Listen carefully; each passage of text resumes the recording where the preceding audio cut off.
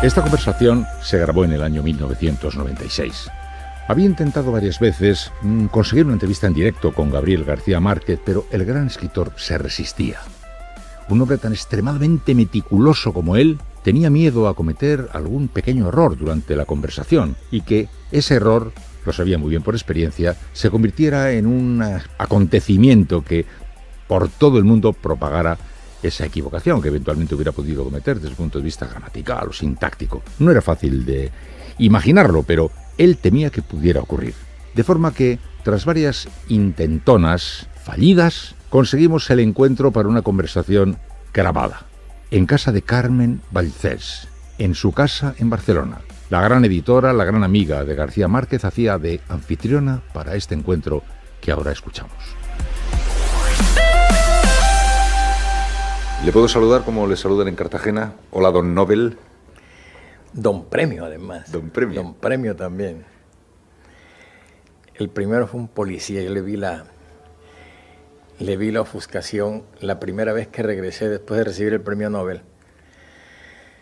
Se ve que él lo recordó en el momento en que me vio y se dio cuenta que ya no podía tratarme de Gabo como siempre. ¿Cómo está, don Premio? Está sin ordenador esta vez en Barcelona, me parece, ¿no? Por primera vez desde que escribo en ordenador estoy sin ordenador, no solo en Barcelona, sino en ninguna parte. No te imaginas lo que me aburro sin ordenador. Me gustaría, por tanto, que me dijera si eso quiere decir que es una vacación plena o quiere desintoxicarse un poco. No, la verdad es que quedé bastante cansado de este libro, que además del trabajo natural de todo el libro de escribirlo, tuve que investigarlo, organizar una cantidad de material que no tenía precedentes en ninguno de los libros que he escrito. Y el mismo final del libro fue muy difícil. Antonio Caballero, después de leer el libro, me dijo, sí es un reportaje, pero no es periodismo. Y digo, ¿por qué? Porque para hacer periodismo le falta la angustia del cierre. Y le digo, si supieras que tuve la angustia del cierre, porque estaba mandando párrafos y haciendo correcciones y aclaraciones todavía en el momento en que ya se estaba prácticamente tirando el libro. Entonces decidí que venía verdaderamente por primera vez, creo, en toda mi vida, a no escribir durante un mes. Además de la fatiga de la propia creación del libro, hay también una cierta necesidad de distanciarse un poco para desresponsabilizarse un poco de Colombia. Da la impresión de que se siente muy responsabilizado personalmente, como si se esperara mucho de usted para buscar una solución de Colombia. No, en cierto modo tiene usted razón en eso, en el sentido de que es mejor que esté acá y no esté allá, pero no soy yo el que trata de responsabilizarse o de irresponsabilizarse, sino que son algunos sectores del país que tratan de darme responsabilidades que yo ni merezco ni quiero. Pero le broma un poco que se espere de Gabriel García Márquez algún tipo de idea, de pista o de luz en la oscuridad colombiana. Sí, me abruma mucho y me molesta y me preocupa muchísimo porque yo lo tomo es como un síntoma de la grave situación del país, que hay una crisis total de liderazgo. Y entonces piensan que tienen que encontrar un líder en cualquier parte. Pudieron haber pensado en un futbolista, pudieron haber pensado en alguno de los héroes de las telenovelas, pero suponen probablemente que yo puedo tener mejor preparación para ser el que dé las luces para una solución en Colombia. Díganos, don Gabriel, ¿cómo fue la experiencia de ese encuentro con los militares, del que tuvimos noticia aquí, y en el que tenemos la sensación de que se vivieron algunas situaciones bastante insólitas, ¿no? Bueno, lo que fue insólito fue el encuentro mismo. Yo siempre tuve una situación muy difícil con los militares, principalmente por prejuicios míos, originalmente por prejuicios míos. Yo tenía la idea de los militares, desde muy niño mi abuelo me dijo que la matanza de las bananeras, que fue un acontecimiento muy famoso en la historia de Colombia, había sido porque los militares quisieron reprimirla a bala Y así lo hicieron. Y yo siempre me quedé con la idea de que los militares lo único que hacían en el mundo era reprimir manifestaciones. Después, cuando ya crecí y empecé a tener uso de razón, me di cuenta que esto era un prejuicio y hice todo lo posible por conjurarlo, pero no encontraba a los militares. Estaban en sus cuarteles, estaban viviendo en sus clubes, viven en barrios de militares, se casan entre hijos de militares, con esposas, con las hijas de los otros militares.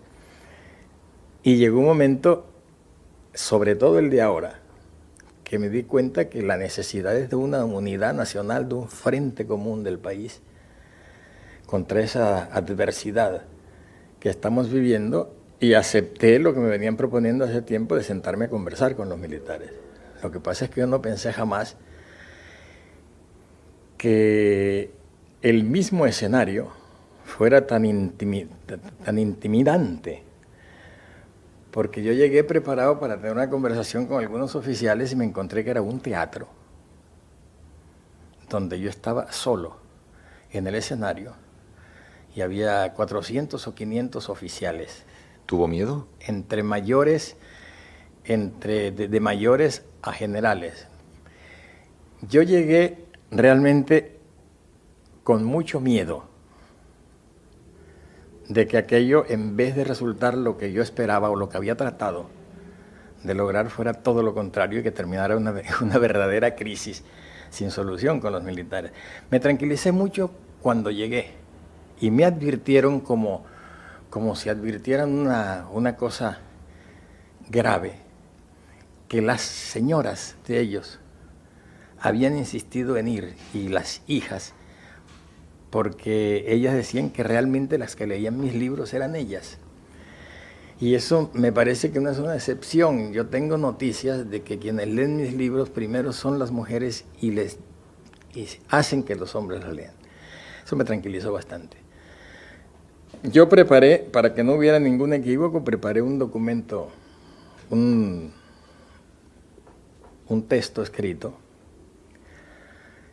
y lo leí explicando por qué tenía yo problemas con los militares, para que supieran exactamente qué pensaba, para que supieran exactamente por dónde íbamos a empezar. Y oh, sorpresa, fue una conversación muy cordial, de parte de ellos muy cálida, de parte mía al principio muy tensa, y terminamos intercambiando ideas verdaderamente, sobre todo alrededor del libro mío, El general en su laberinto, porque nos encontramos en la imagen de Bolívar, que además era un militar, y un gran militar. Creo que fue muy importante que se hiciera, salí muy contento y tuve la impresión de que ellos habían salido muy contentos también. Y en la situación del país hoy, todo lo que se haga en ese sentido será importante. ¿Tiene alguna idea de cómo deberían darse ahora las cosas en Colombia? ¿Qué debería pasar? Yo creo que en Colombia tenemos una oportunidad que no recuerdo que la hayamos tenido desde que yo tengo memoria, de hacer una depuración a fondo de la clase política. Lo que pasa es que cuando uno dice eso, se piensa que es que toda la clase política es corrupta. No es así, pero el porcentaje que indudablemente es corrupto no puede seguir no puede seguir en el poder. Y yo tengo la impresión que ellos mismos estarían dispuestos a retirarse para encontrar una solución a esta crisis. El hecho es que los Estados Unidos nos atacan diciendo que somos una narcodemocracia. Y es una manera fácil de decir una cosa que es más complicada todavía, que es que la infiltración del dinero del narcotráfico dentro de todos los niveles del Estado y de la política es verdaderamente escandalosa. Ernesto Samper, ¿cómo es en este momento? ¿Qué debe hacer Ernesto Samper?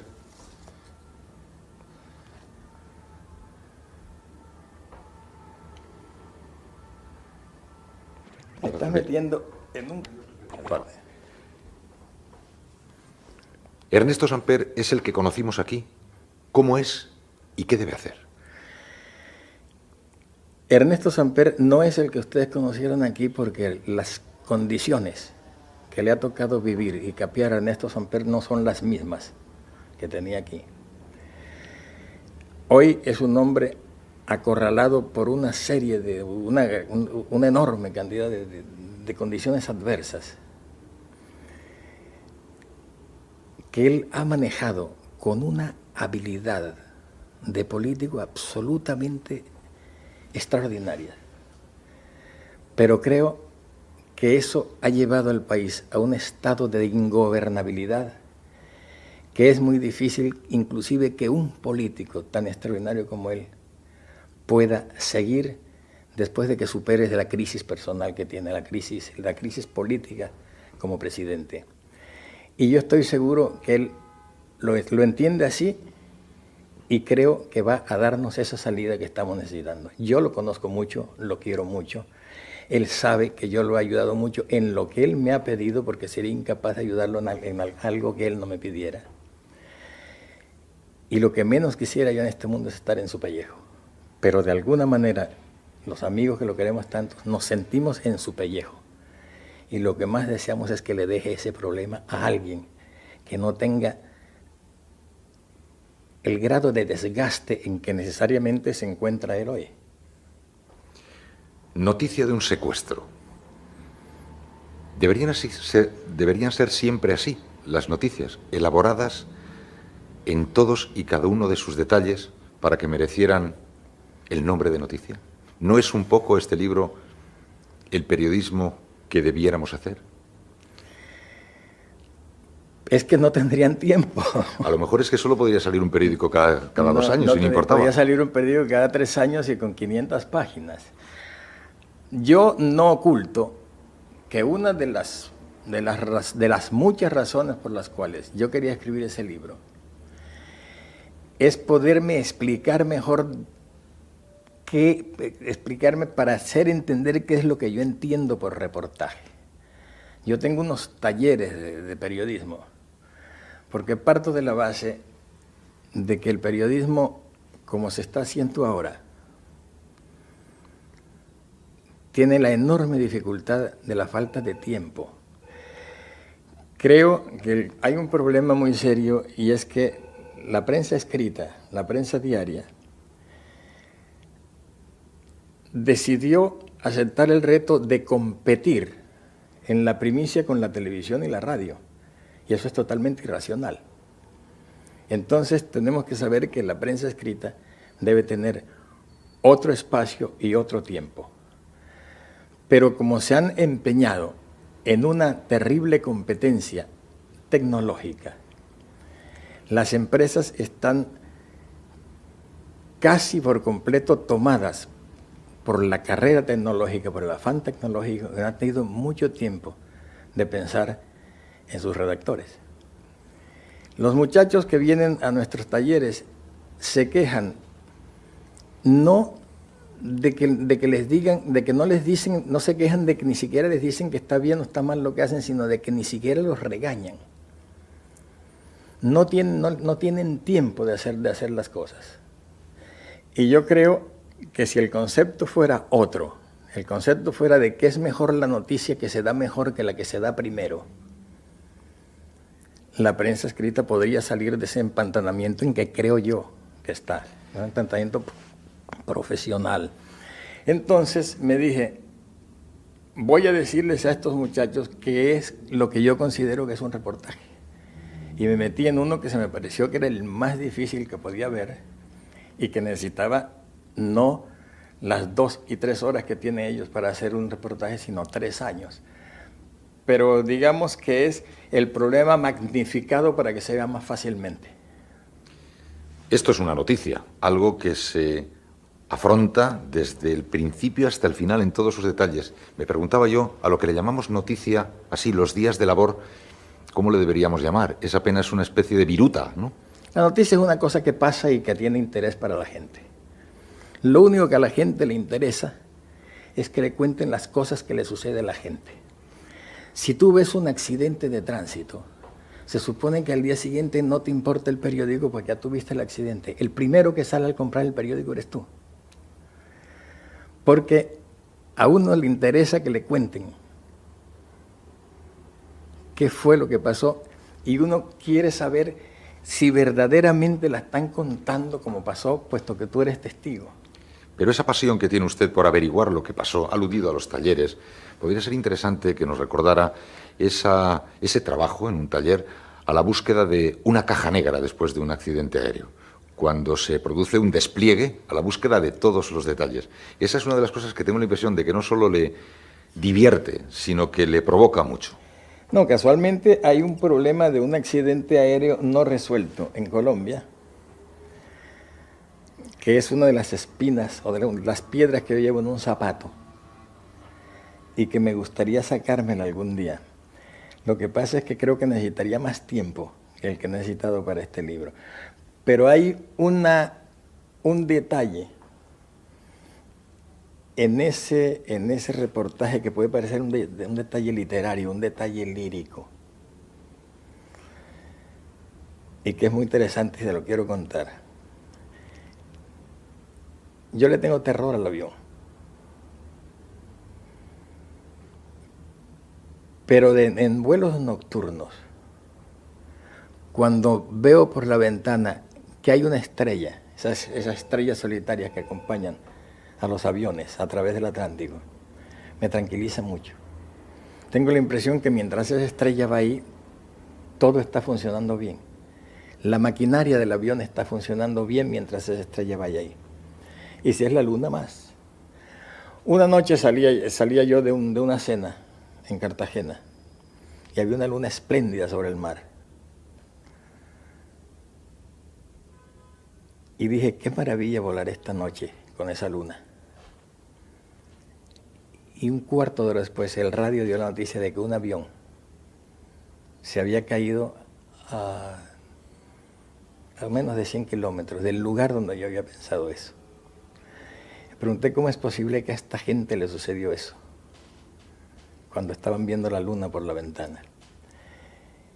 Y me entró la gran curiosidad de saber cómo fue que ocurrió ese accidente. No se ha podido aclarar. Pero hubo una serie de elementos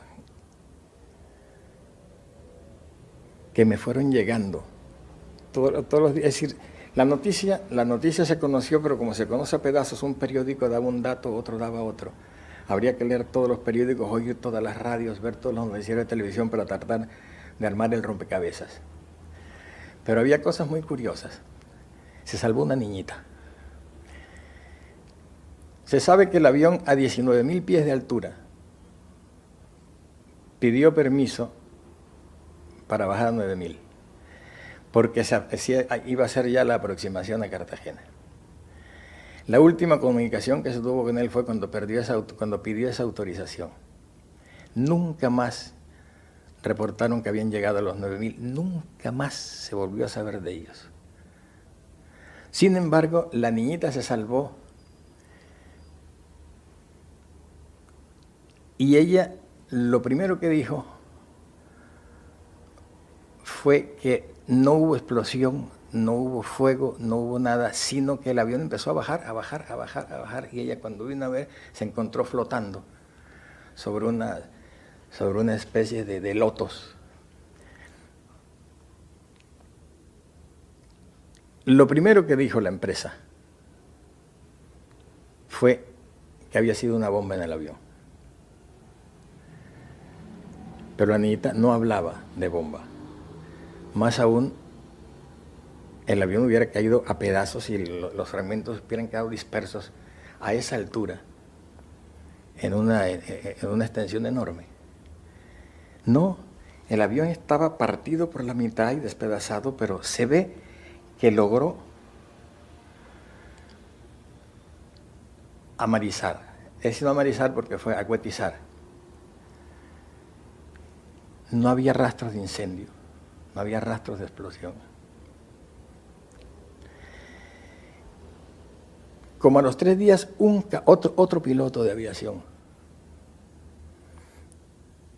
declaró que él había visto el avión y que eso no pudo haber sido una bomba, porque él lo vio que hubo una especie de deflagración en tierra, lo cual habría que interpretarlo como que al chocar con la tierra, el combustible llegó a su grado de explosión y explotó en una fracción de segundo sin incendiar nada, que es lo que sucede con un combustible como ese.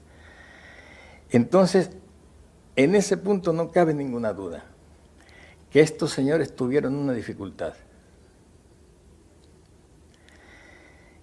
y lograron acuetizar, sin motores, planeando, pero encontraron un obstáculo que estaba ahí y se partió por la mitad. Eso fue exactamente lo de ellos. Estaban a salvo, pero se partió por la... Pudieron hacer toda esa operación por la luna llena. Y ahí ligué yo la luna llena que había visto con la luna llena esta. Entonces faltan una serie de elementos para terminar ese reportaje y un día lo vamos a hacer. Pero el otro día oí una hipótesis que no la había oído. Probablemente lo que sucedió fue que se quedó sin gasolina. ¿Por qué te cuento todo este asunto? Porque para mí el hecho del reportaje, el hecho de lo que sucedió, no es solo para que se publique en los periódicos. Yo tengo que conocerlo, yo tengo que saberlo, si no, no puedo vivir. Tomás Eloy Martínez acaba de escribir una nota excelente sobre noticias de un secuestro. Empiezo a preguntarse, ¿por qué tenía Gabo que escribir este libro? ¿Por qué tenía que correr este riesgo si ya lo tenía todo? ¿Por qué juega a perderlo todo?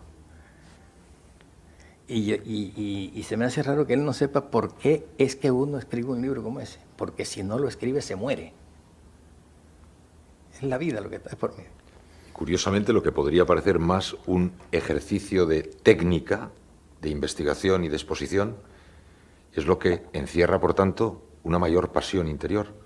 Busca una respuesta más profunda de uno mismo, ¿no? Es que ese libro no son los acontecimientos, sino el sufrimiento de las personas. La noticia es esa. ¿Cómo sufre un secuestrado? ¿Cómo sufre la familia de un secuestrado? ¿Cómo sufre todo el que tiene que ver con el secuestrado, hasta los secuestradores? Es el gran reportaje del sufrimiento. Gabriel García Márquez, y cuando se recrea una realidad así, ¿qué se crea? ¿Qué es lo que pasa?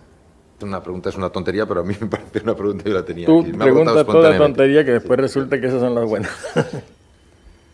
Gabriel García Márquez, cuando se recrean los hechos, se crea, sin embargo, literatura. ¿Qué se crea cuando se recrea? La realidad. La realidad se crea. Recrear, como su nombre lo indica, es volver a crear. Recrear es volver a crear la realidad. Además, yo creo que crear es solamente volver a crear la realidad. No hay ficción.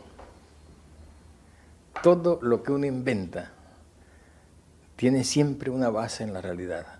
Uno no puede inventar nada sino con base en su experiencia. ¿Y qué hace uno con la emoción? Con la emoción que en toda la obra literaria de Gabriel García Márquez nos estalla por todos los sitios, cuando se ha autodisciplinado a limitarse a los hechos. Es que los hechos son tosudos. ¿Quién era el que lo decía Lenin? La vida son los hechos. El gran problema de esa emoción es la de uno, que tiene que contenerse para poder recrear esos hechos de tal manera que esa emoción que uno no puede expresar porque tiene que tener la seguridad y la serenidad para escribirlos, se transmita al lector. Nunca sabremos hasta qué punto es. Una de las cosas que me preocupa a mí de ese libro en relación con los protagonistas, y lo digo un poco en la introducción, en las gratitudes, es que yo no me imagino cómo los que vivieron esto ven representada realmente su tragedia en esas palabras, no es posible, porque yo he conversado con ellos y la emoción y el desgarramiento con que hablaban es irreproducible.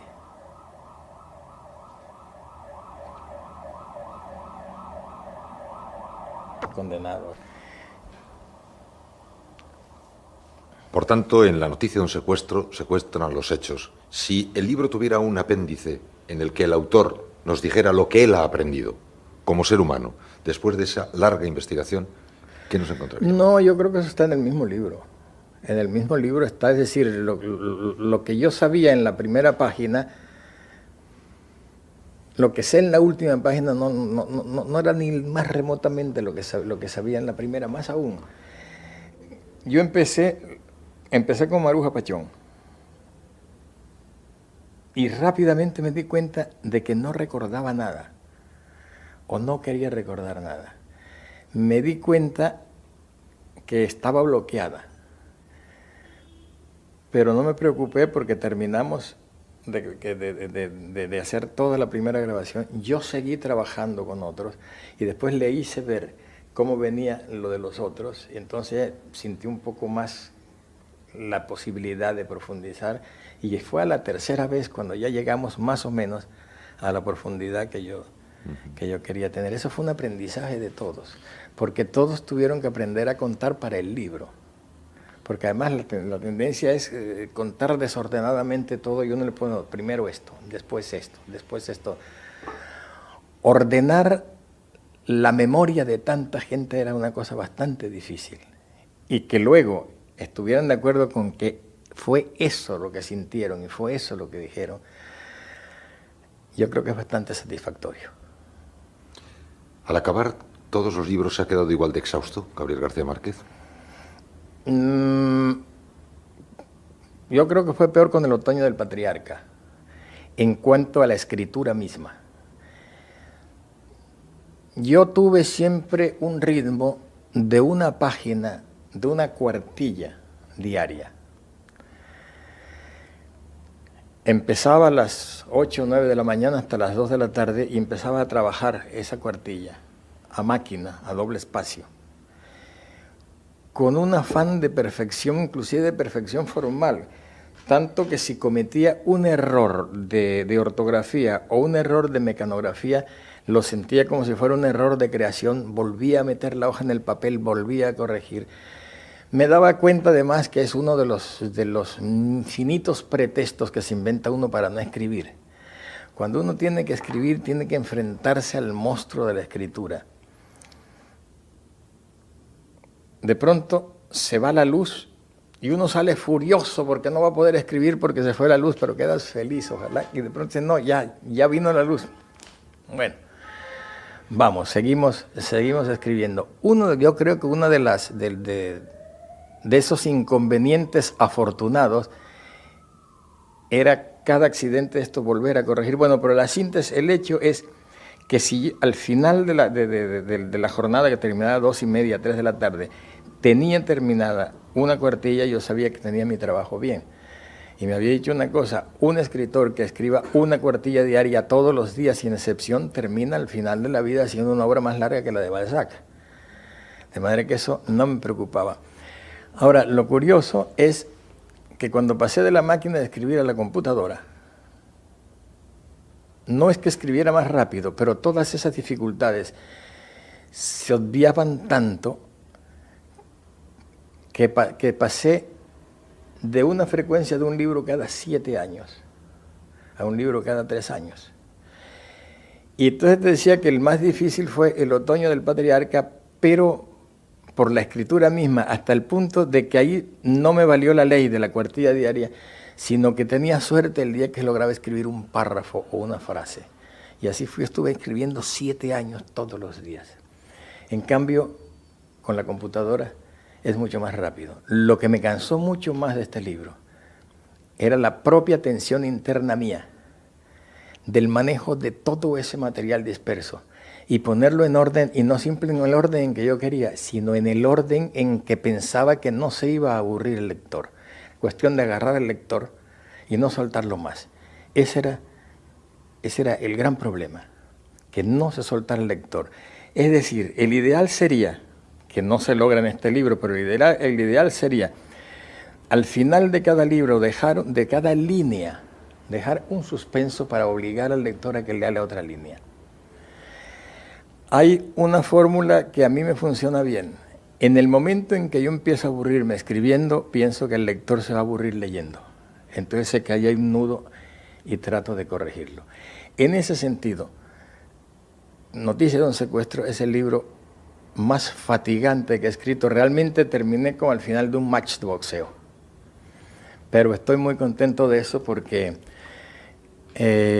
los lectores, tengo la impresión de que lo están leyendo como si estuvieran del lado del ganador del match. Hay una cosa injusta. Yo demoré 3 años y hay gente que lo lee con tanta pasión que lo lee en una noche. Por favor, denle siquiera 3 noches, una noche por cada. Hablamos de mujeres, Gabriel García Márquez. Pero depende de cuáles. Su madre. Mi madre tiene 94 años y no conozco a nadie que maneje y domine la técnica de la narración como ella. Y siempre fue así. Yo creo que el don de narrar nace con la persona. Que los escritores lo que aprendemos después es la técnica, el estilo, la belleza de la expresión, etc. Pero el secreto ese de dejar un suspense al final de cada línea para que lean la siguiente, eso nace. Mi madre lo tiene. ¿Le enseñó a su madre a escuchar, narrándole la historia, por ejemplo, que alumbró la crónica de una muerte anunciada? No, ella no. La que me narraba era la abuela. Por consiguiente, también la abuela era una narradora. Curiosamente, mi madre ha mostrado sus dotes de narradora a medida que se acerca a la edad que tenía mi abuela cuando me contaba las cosas. ¿Va mejorando? Va mejorando porque los recuerdos se van volviendo nostalgia. Y definitivamente la narración literaria es la evocación de las nostalgias. Ahora, la pregunta de que hablemos de mujeres es porque esta abuela que me contaba historias era solamente una de muchísimas mujeres que vivían en esa casa.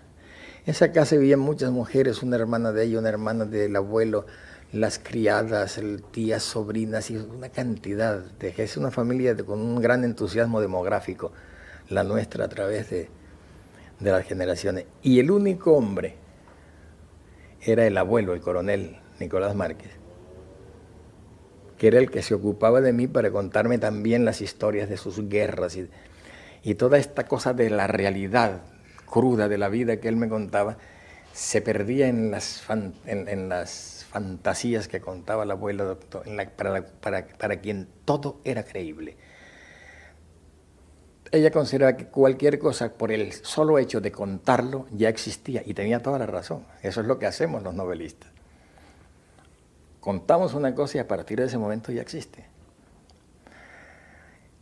¿Qué me sucedió? Que yo entendía mucho más a las mujeres que al abuelo.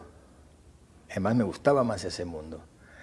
Y la vida me ha llevado que me entiendo mejor con las mujeres que con los hombres. Y las entrevistas con las mujeres siempre me salen mejor que con los hombres. ¿Mercedes? Bueno, ese es un caso aparte. Es una persona tan seria que no me perdonaría jamás que yo hablara de ella en entrevista, ni en ninguna entrevista, ni nunca ha querido dar una entrevista. Ella dice que ella es la vida privada, y es mi vida privada. Pero nos podría contar, por lo menos, lo que en 100 años de soledad le dijo su mujer cuando le liberó de todas las cargas de la vida para poder dedicarse. Bueno, esa es una historia que mis amigos conocen bastante. Se está convirtiendo en una leyenda las dificultades con que nosotros escribimos 100 años de soledad. En realidad no eran tan graves, no era una situación de miseria, era sencillamente que no podía trabajar porque una vez traté de seguir trabajando en publicidad mientras escribía. Y había días en que tenía trazado el trabajo de publicidad y entonces dejaba la novela. Y Mercedes, con una absoluta espontaneidad, me preguntaba, ¿tú vas a escribir o vas a trabajar? Porque ella consideraba que el escribir no era trabajar, sino que era el gran placer lúdico. A ver, hubo un momento en que ella me dijo, no hay ni un centavo. Entonces yo tenía el primer coche que había comprado en mi vida, con un premio que me habían dado en Colombia, un premio literario. Cuando nació mi segundo hijo, el dinero me alcanzó exactamente para comprar ese coche y para pagar la clínica del hijo que nació. Entonces fui y empeñé el coche. Yo no sé si aquí en México hay unos bancos donde uno va, deja el coche, va a pagar los intereses cada cierto tiempo, 90 días. Le di lo que me dieron por el coche y seguí escribiendo. Y un día me dijo, hace 2 meses que se nos acabó la plata del coche. En ese momento sucedió una cosa muy curiosa. La llamó por teléfono el casero, que era un hombre muy decente, muy bien. Y le dijo, señora, usted está debiendo 4 meses de alquiler. No podemos esperarlo más. Entonces ella le dijo, y lo peor no es eso, señor, sino que todavía va a faltar que espere otro tiempo más. El hombre preguntó cuánto y entonces tapó el teléfono y dijo, oye, ¿cuándo terminarás tú? Digo, 6 o 7 meses. Dijo, bueno, señor, lo peor es que serán por lo menos 7 meses más. Él dijo, pero ese cuento debe 4 o 7 meses más, ya es casi un año. Dice, sí, pero hasta entonces no será posible. Entonces, pero usted se da cuenta que es tanto, es una suma. Yo, sí lo sé, pero en ese momento puede estar seguro que no habrá problema. Y el hombre le dijo, señora, con su palabra me basta. Y le pagó puntual. Yo terminé 2 meses antes que eso. Y rápidamente, trabajando en publicidad, además, traía tal velocidad, una fuerza de inercia de haber escrito Cien años de soledad, que escribía textos de publicidad, escribía lo que fuera, muy rápidamente. Pero antes de eso, el problema fue cuando terminé y íbamos a mandar el original a Buenos Aires, a la editorial Sudamericana. Llegamos a la oficina de correos con el original sin papel carbón. Tenía otros originales corregidos, pero este era el único limpio.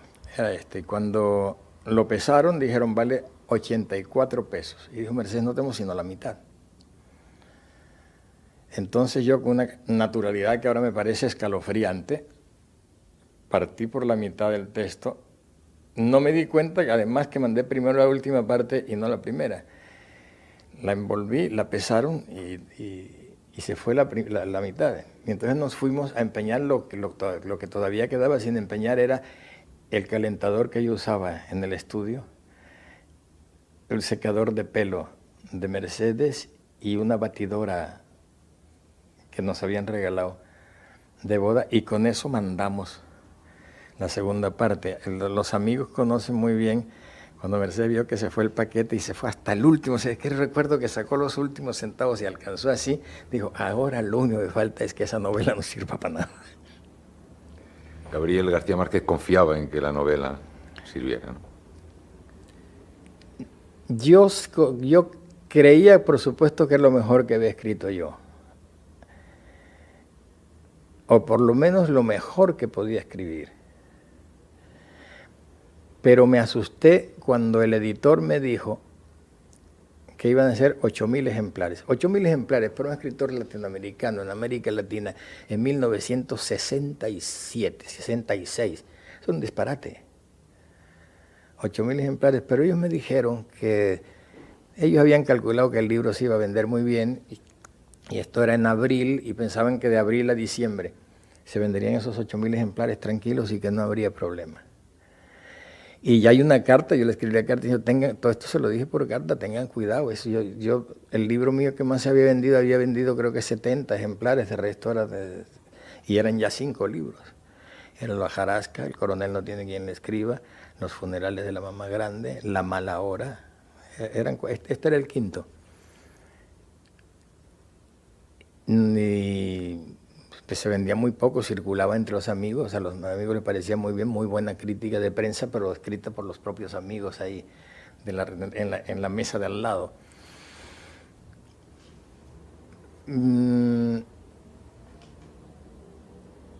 Me pareció que era una exageración saltar de 70 a 8.000 ejemplares.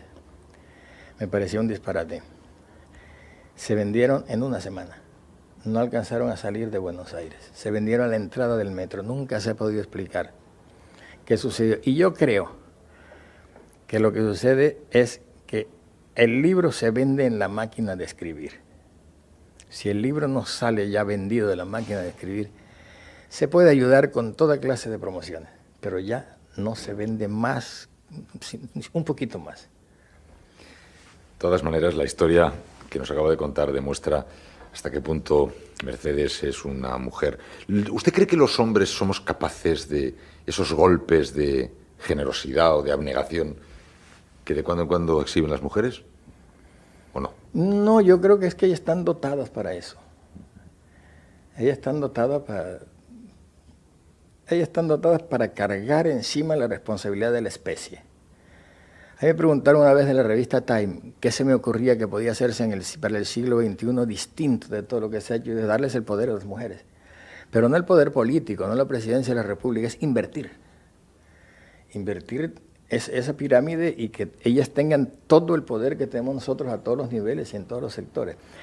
Una sufragista inglesa dijo una frase que yo no olvido jamás.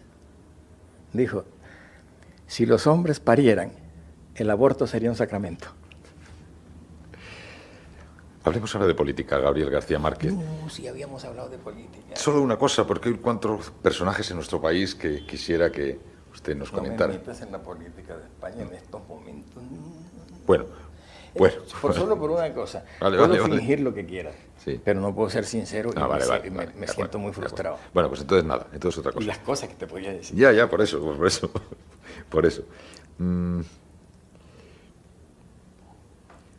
¿Sí me podría decir qué ocurrió en aquella reunión en Estados Unidos con Clinton y con Fuentes y Saroya? Nos llamaron allí. Nunca se supo, o al menos yo nunca supe exactamente qué pasó allí. Lo que sucedió con esa cena, a ver si lo logro decir como pienso que es que fue más importante de lo que fue en realidad. Las circunstancias en que se dio. No voy a minimizarlas, voy a decirte la verdad porque además la hemos dicho siempre. Esa cena se dio en agosto y estaba planeada desde marzo. En el mes de marzo estaba Styron con Carlos Fuentes en el Festival de Cine de Cartagena.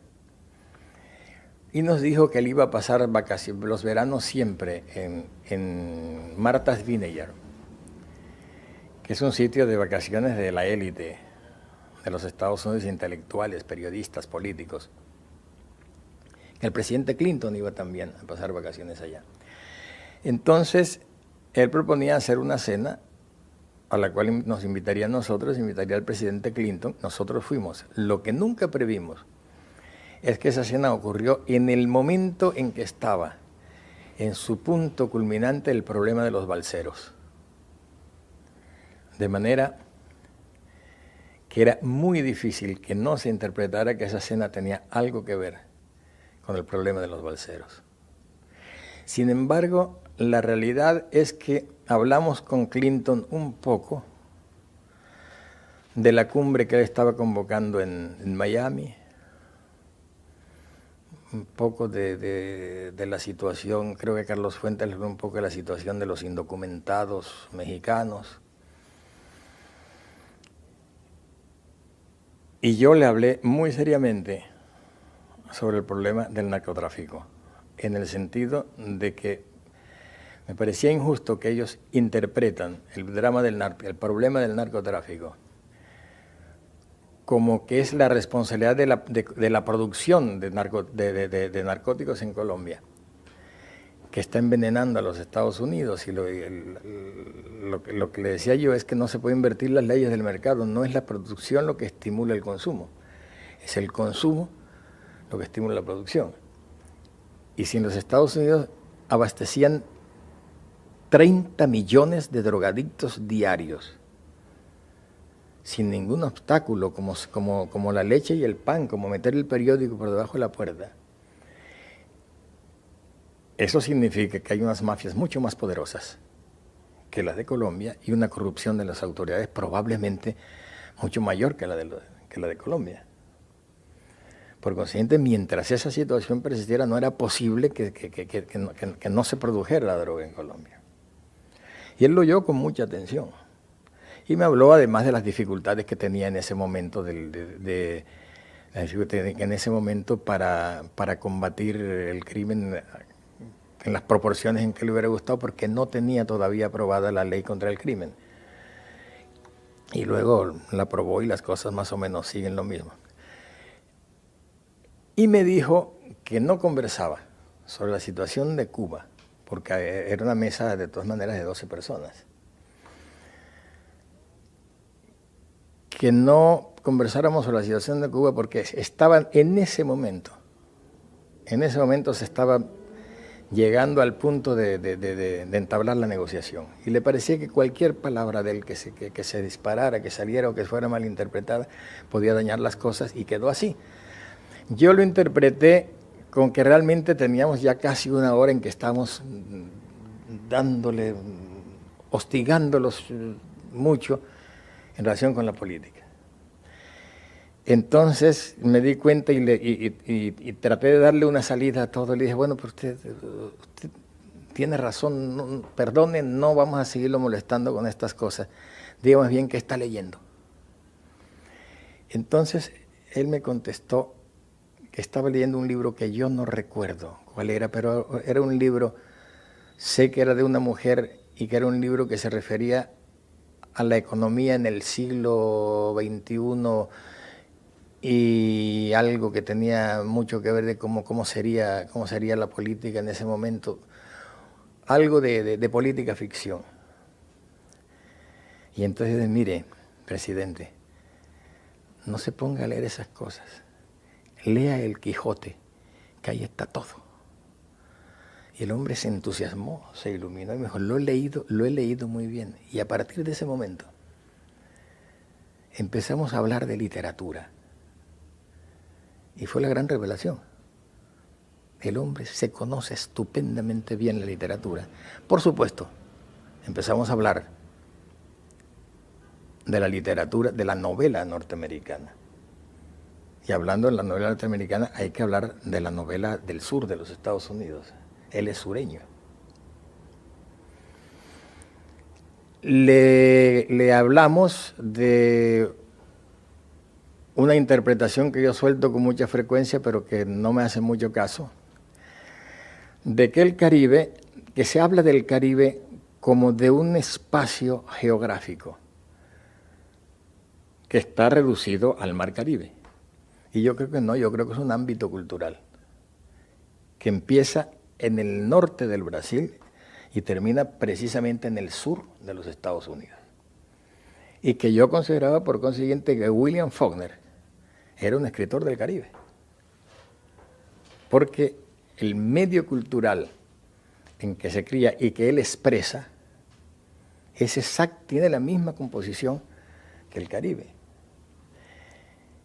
Él le entusiasmó muchísimo esto y empezó a hablar de Faulkner. Y de pronto nos recitó de memoria un largo tramo que yo no pude identificar, pero Carlos Fuentes y Styron lo identificaron inmediatamente.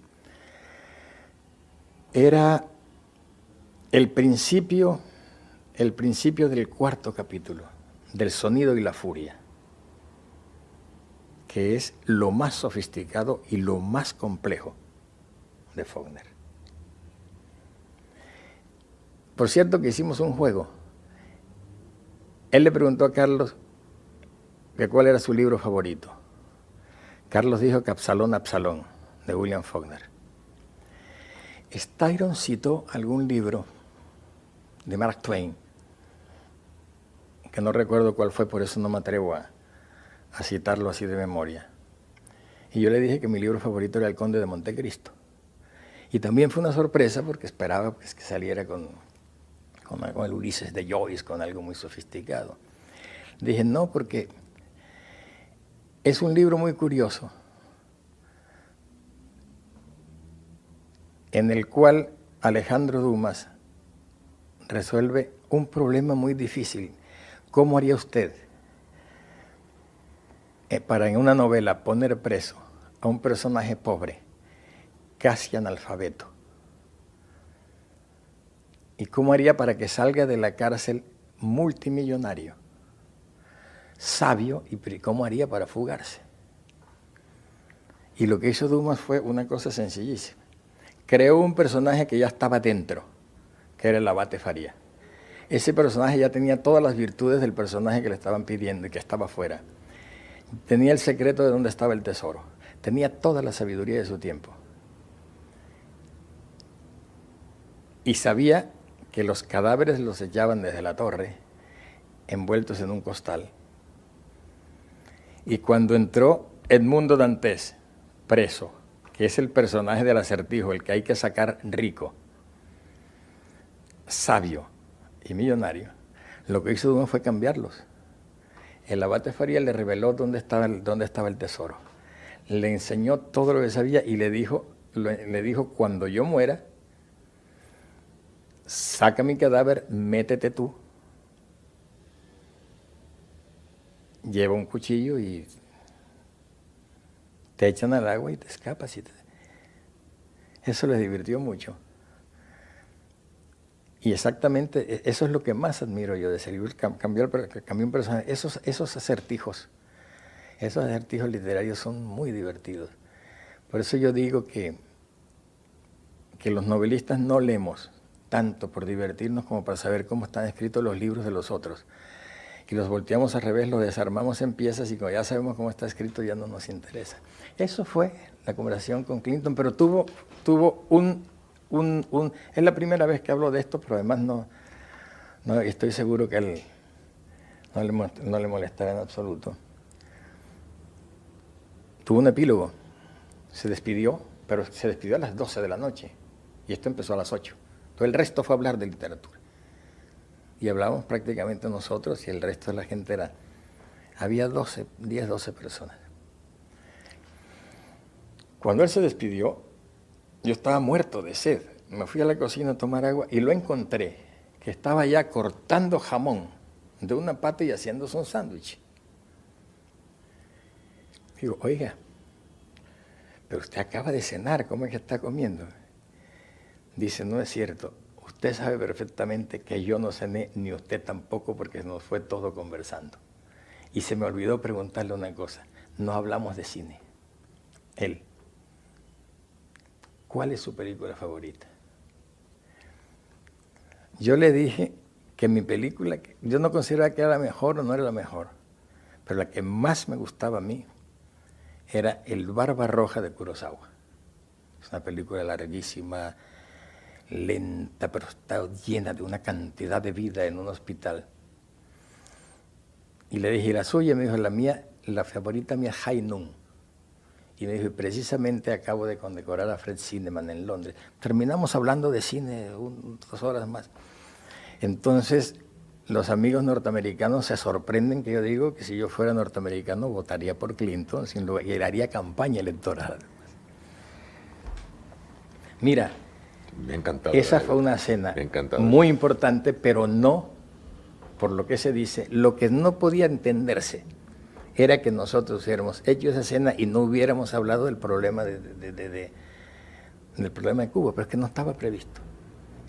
Eso venía desde marzo y a mí me pareció una impertinencia tratar de forzar las circunstancias. Yo no sabía que estaba pensando Cuba en ese momento en relación con esto. ¿Cómo iba yo a comprometerme a hablarle de eso? Pues había 2 o 3 cosas que quería preguntar justamente en relación también con literatura y con Cuba. Entonces no sé por dónde vamos, por literatura tal vez.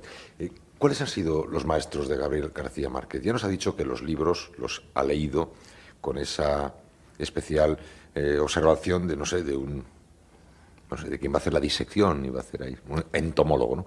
Pero ¿cuáles han sido los maestros literarios de Gabriel García Márquez? Es una cosa, no se puede contestar con una sola respuesta.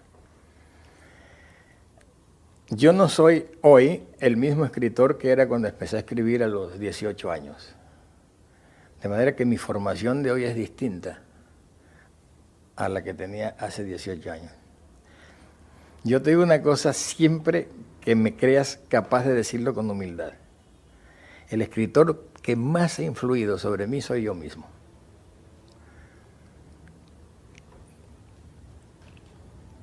Cuando uno admira mucho a un escritor, un verdadero escritor, admira a otro escritor demasiado, el gran problema que tiene no es parecerse a él, sino cómo no parecerse a él. Porque un escritor con conciencia de lo que está haciendo comprende que no tiene ningún sentido parecerse a otro escritor. Tratará de ser tan bueno como él, pero de otra manera. No, entonces el gran problema es defenderse de ese otro escritor. Y eso le va sucediendo a uno con muchos escritores en la vida. Pero el más peligroso de todos a partir de un momento es uno mismo. La tendencia de uno mismo a imitarse a sí mismo. Cuando yo terminé 100 años de soledad y traté de pensar ahora por dónde sigo, me encontré con un problema. Todo lo que escribía se parecía a 100 años de soledad. Claro, después de haber hecho aquel torrente, era todo sentarme en la máquina y me salían cosas iguales. Yo hubiera podido escribir 100 años de soledad 2, 100 años de soledad 3, etcétera, etcétera. Pero me daba cuenta que no podía hacerlo. Es decir, que mi deber era cancelar ese episodio y ver por dónde seguía. Y entonces me metí en mi libro más difícil, que es El otoño del patriarca, que es el anti-100 años de soledad hablando de manera de contar. Claro, a los lectores a los cuales les gustó 100 años de soledad, les sucedió más o menos lo mismo que sucedía a mí. También ellos esperaban que le llegaran más 100 años de soledad. Y cuando llegó El otoño del patriarca fue un fracaso de salida. Aparte de que la edición tuvo la desgracia de que se desarmaba, se descosía, se despegaba, y los amigos hacían chistes, me decían, leí tu otoño hoja tras hoja. Y eso fue un purgante. Ahí encontré mi camino para seguir escribiendo, y yo creo que, por supuesto, la voz del autor es siempre la misma, pero yo trato de ser distinto en cada uno de mis libros. Yo acabo de terminar este, que es el que menos se parece a cualquiera de los otros, a pesar de que el género tiene mucho que ver con la crónica de una muerte anunciada, pero la crónica de una muerte anunciada es una crónica, pero además es novela. Es novela en el sentido de que sobre un hecho real se ha construido toda una ficción. O sobre un mundo de ficción se ha incrustado un hecho real. Pero el que menos se parece a ninguno de los otros es la noticia de un secuestro, pero mi voz está ahí. Cuando me dicen, no sé qué es lo que hay, no, lo que hay es la voz. La voz del escritor es muy difícil disimular. Y ya tengo listo para arrancar con 3 historias de amor, que ese va a ser un alivio, porque las voy a inventar completitas, todas, no tengo que hacer una consulta, no tengo que verificar ningún dato, no tengo que responder por lo que alguien me dijo que es exacto, sin comillas. Una maravilla, uno se inventa sus propias vacaciones. Y el cine, porque ha aludido al cine cuando comentaba esa cena con Clinton, y estábamos recordando también el taller que tiene en La Habana, San Andrés de los Baños. ¿No estamos también a la espera de algún gran éxito en cine de Gabriel García Márquez? Bueno, es difícil porque las películas no son del escritor, sino del director. La base literaria de una película, el guión, que es hasta donde yo puedo llegar, es del escritor, sería lo que sería mío, pero la película es del director. pero no es que le esté sacando el cuerpo, nada de eso, sino que estoy poniendo como el piso para contestar tu pregunta. Yo considero que yo soy un narrador, pero además un narrador vicioso, congénito, vicioso e irremediable. Y entonces, todos los géneros narrativos me interesan. Me interesa el cuento, me interesa la novela, me interesa el teatro. Creo que el reportaje es un género literario.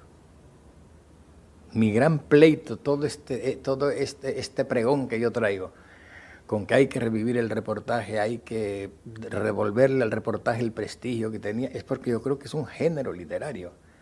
Y por eso no he vacilado un solo momento en poner a continuación de toda mi obra literaria novelas y cuentos, inclusive un ensayo de teatro, poner un reportaje. El cine también es un género narrativo, como lo es el teatro.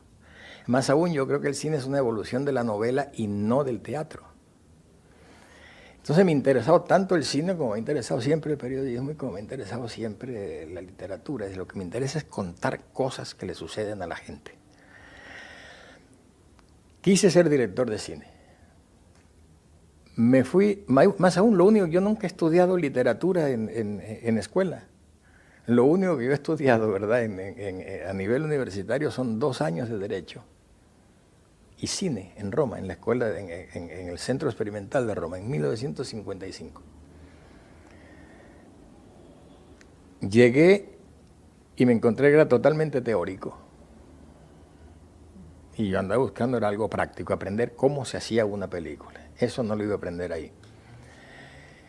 Se me pasó el tiempo, me fui a México, empecé a trabajar en cine como guionista, más que guionista, argumentista, porque el trabajo de guión es un trabajo que tiene una carga técnica muy grande, muy difícil y que a mí me resulta aburridora. Y en cambio hay grandes maestros de eso, pero lo que me interesa es el argumento. Y mi taller realmente es cómo se cuenta un cuento, es decir, en una mesa redonda hay 2 muchachos que ya tienen experiencia en guión y empezamos a inventar historias alrededor de la mesa.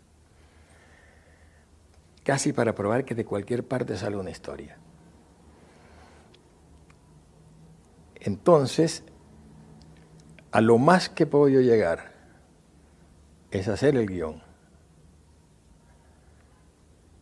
pero no la película que la hace el director. Ahora yo espero, eso sí, que una película de la cual el guionista sea yo sea un gran cañonazo, pero es que lo que pasa es que también el concepto de cañonazo en cine es muy difícil de interpretar. Es decir, cuando la película es un cañonazo porque tiene mucho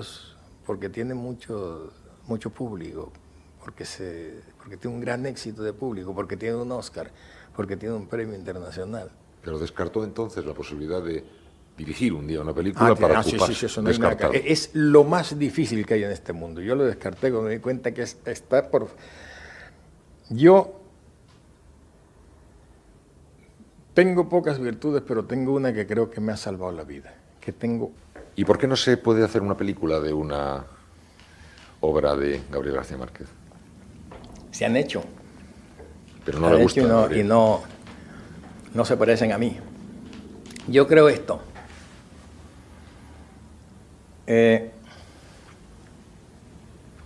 La novela deja al lector un margen de creación muy importante y muy halagadora para el lector. El lector se imagina que Úrsula Iguarán se parece a su tía, que el coronel Buendía se parece a un señor que conoció cuando estaba en la escuela. Y eso lo ayuda a meterse dentro del alma del libro y a compartir la creación. Ese margen no existe en el cine. La imagen es tan impositiva que esa cara que está ahí es una cara y tú no la puedes sustituir, no la puedes sustituir por otra. Es definitiva. Y entonces tú estás totalmente prisionero de la pantalla. Es decir, prisionero del punto de vista del autor. Entonces mis personajes en pantalla no le darían al lector las posibilidades de identificación que le dan leído. Fíjate tú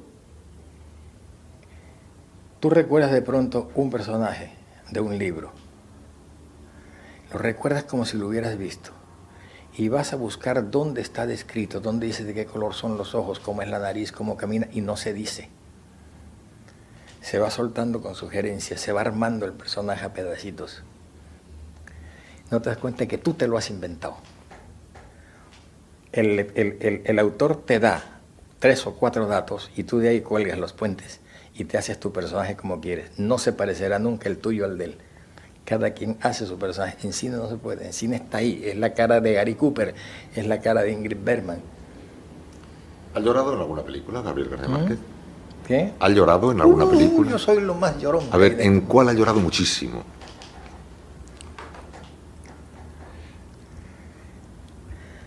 Es difícil que me acuerde. Y fíjate que estoy tratando, pero esto acá lo siente uno. En las más sentimentales. Es decir, yo no le tengo miedo al sentimentalismo.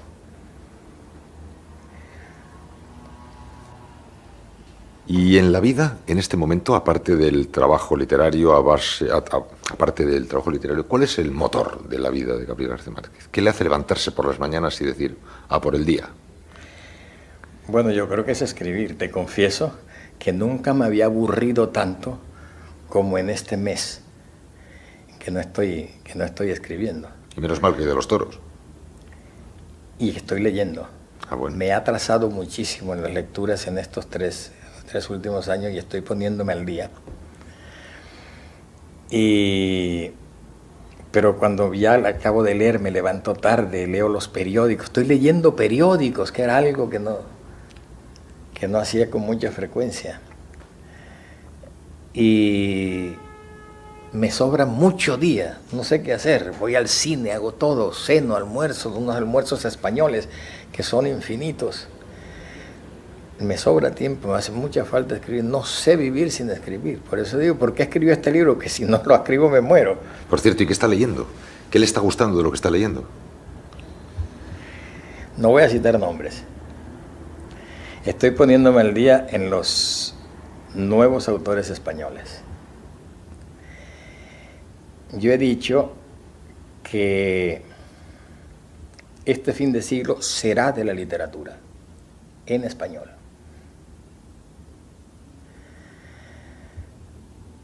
Y hay una serie de nombres, y no es por mezquindad que no los cito, es por temor de que se me olvide alguno. Pero el conjunto, bien. Es que lo sé hace tiempo y no había tenido la oportunidad de ver en conjunto bien. Yo creo que hay una nueva generación de novelistas que es muy buena. Y la estoy leyendo con mucho gusto. Y un día me voy a sentar y lo voy a decir, pero con mis notas y con cuidado, porque es muy... No sé si se han dado cuenta que yo raramente me refiero a otro escritor. Porque si cito uno, elimino muchos. Si cito muchos, probablemente se me olvidan 2. Y los 8 que cité, bien, me lo agradecerán, les halagará o no les gustará, pero los 2 que no cité se sienten justamente discriminados. Pero te quiero decir una cosa, los estoy leyendo y estoy absolutamente seguro de que estamos en un boom de la novela española. Bueno, y casi para terminar, Barcelona, Madrid. Esta es una cuestión que en ocasiones lleva a enfrentamientos durísimos. Yo no voy a pedir que haga un juego de pesos y contrapesos, pero sí que me diga algo de Barcelona y algo de Madrid. Yo no soy imparcial en esa guerra. Ya, pero... No soy imparcial. No, ya. Pero estoy avanzando mucho hacia la imparcialidad. Yo siempre tuve una gran prevención contra Madrid. Antes de venir a España.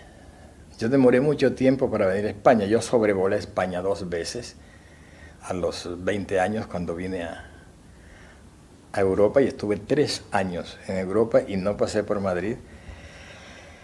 Ustedes tienen que entender una cosa. La América Latina, lo que es hoy, culturalmente la hicieron muchísimo los exilados republicanos.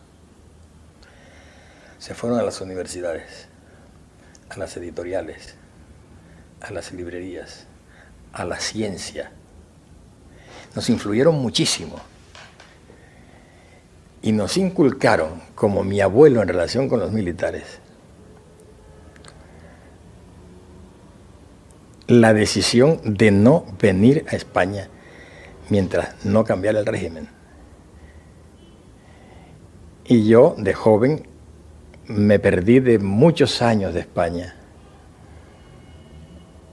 por ese prejuicio. Hasta que al fin tomé la decisión de venir, vine en 1967, lo que ustedes llaman los tiempos de la dicta blanda. Llegué a Barcelona y todo el mundo sabe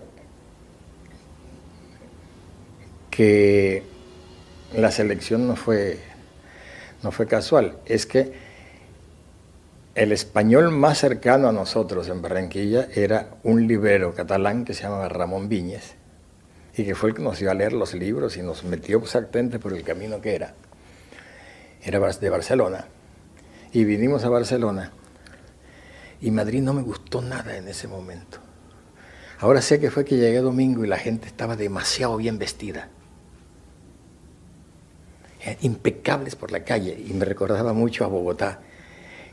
En la costa con Bogotá sucede lo que aquí sucede con la imagen del centralismo.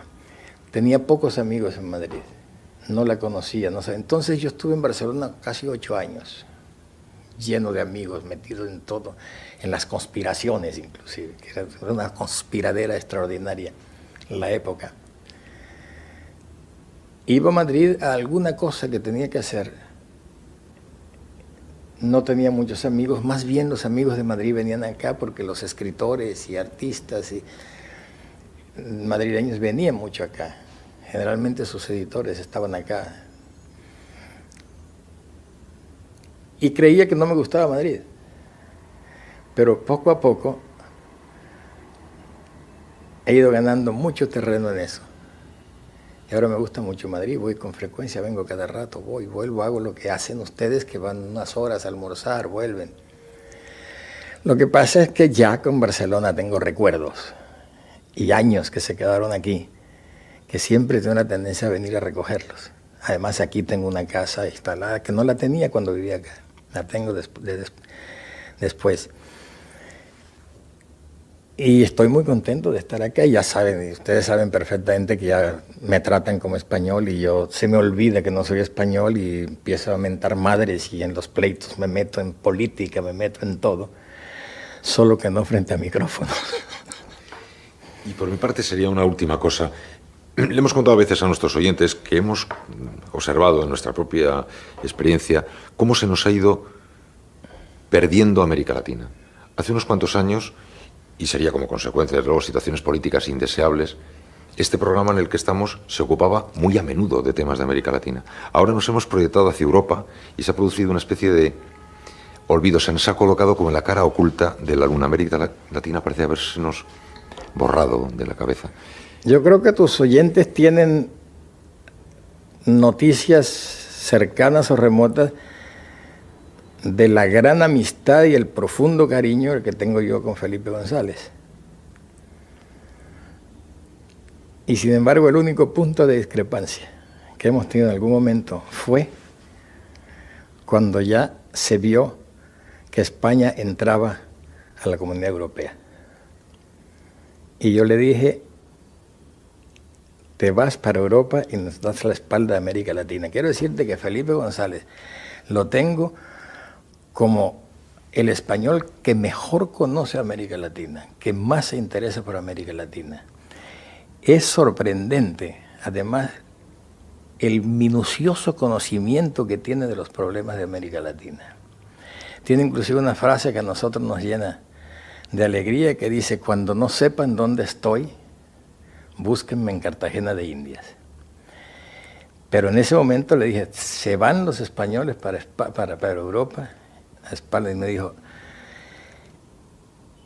dice, él me dijo, al contrario, yo no seré una brecha entre América Latina y Europa, sino un puente. España será un puente. Pero poco después nos llegó la noticia de que necesitábamos visa. Necesitábamos visado para venir a España. Y yo armé una bronca grande porque eso sí me pareció ya como necesitar visa para entrar a la casa de la mamá. Y así lo dije y lo declaré en periódicos de acá. Y tengo el orgullo de pensar que la rectificación que se hizo fue tomando un poco en cuenta esta rabieta, la única que he tenido en esto. Ahora, es cierto que acá se ha perdido un poco, por lo menos el tema de América Latina. Es que tiene un tema muy grande, tiene muchos temas acá, pero sería bueno que recuperáramos las conversaciones, porque España sí sigue estando presente en América Latina. Salvo, hay un punto del cual tal vez no hemos hablado mucho ni en privado. Yo noto que el auge del militarismo en América Latina correspondió, siempre que hay un auge militarista en España, ha habido un auge militarista en América Latina. Y no es casual que a partir de la transición han ido desapareciendo como uno a uno una de las dictaduras militares en América Latina. ¿Un cierto fenómeno de mimetismo? Yo creo que hay unos canales culturales que son más fuertes de lo que nosotros mismos pensamos. Pero ahí estamos y esperemos que no se les olvide que ahí estamos, que a nosotros no se nos olvide nunca que aquí están ustedes. Y de Fidel me dice algo para acabar, Gabriel García Márquez, de Fidel Castro, me dice algo para acabar. ¿Qué va a pasar con eso y con él? Esa pregunta la hacen generalmente quienes no están muy bien informados sobre la situación. Cuba no es la misma hoy que de lo que era hace 5 años. Cuba tiene una evolución mucho más lenta de lo que desean nuestros amigos europeos. No sean eurocentristas. No consideren que porque hay elecciones eso es una democracia. Hay otras maneras de hacer democracia. Déjennos inventar nuestra propia Edad Media, como decía Bolívar. Cuba ha tenido que resistir algo que es muy duro, que son muchos años de bloqueo. Pero hoy no está sola. Los países de América Latina todos han vuelto a tener relaciones con Cuba. Y siguen ayudando. Franco siempre ayudó a Cuba, sin tomar en cuenta qué régimen político tenía. Me parece bien que haya relación, que discutan, que traten de que Cuba evolucione, que haya el debate, pero no que se desahucie y se llegue a la conclusión de que ya no hay nada que hacer. Yo creo que hay muchas cosas que tienen que evolucionar, pero lo primero que hay que hacer cambiar son las condiciones entre las cuales tiene que darse ese cambio. Sigan ayudando. No se guíen por la política de los Estados Unidos.